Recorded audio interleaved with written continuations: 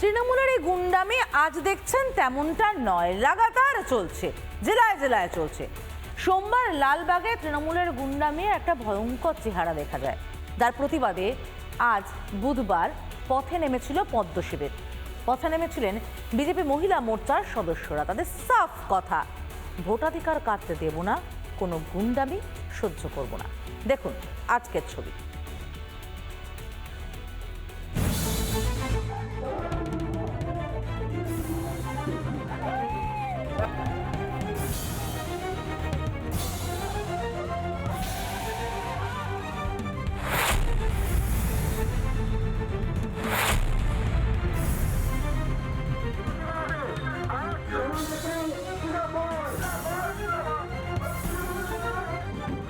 Form 7 জমা দেওয়াকে ঘিরে ধুমধুমার।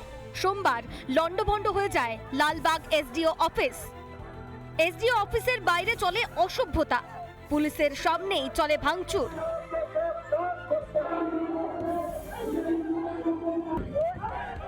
ফর্ম 7 জ্বালিয়ে দেয় তৃণমূলীরা।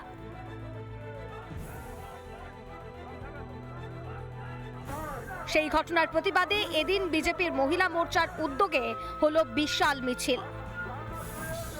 লালবাগ সেমিনার হল থেকে শুরু হয় মিছিল। গোটা লালবাগ শহর প্রদক্ষিণ করে আবার সেমিনার হলেই মিছিলটি শেষ হয়।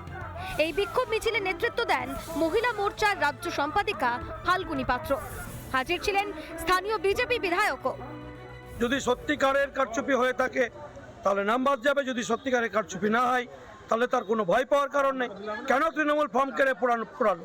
কেন এসডিও তাদের হাতে একটা রিসিভ কপি তুলে দিল, সাউনি সিং রায় ছিনিয়ে নিল এসডিওর হাত থেকে? যারা এই দুষ্কৃতীরা এইভাবে ছিনিয়ে আনলেন তারা এখনো গ্রেপ্তার হলো না কেন? আমরা জানতে চাই তাদের বিরুদ্ধে কি কি ধারা দিয়ে পুলিশ তাদেরকে গ্রেপ্তার করবে বা করেছে। যদি গ্রেপ্তার না হয় তাকে কেন এখনো গ্রেপ্তার হয়নি? ফর্ম 7-এ গায়ে জ্বালা শাসকের। শুধু লালবাগ নয়, রাজ্যের নানা জায়গায় বিজেপিকে ফর্ম 7 জমা দিতে বাধা দেয় তৃণমূল।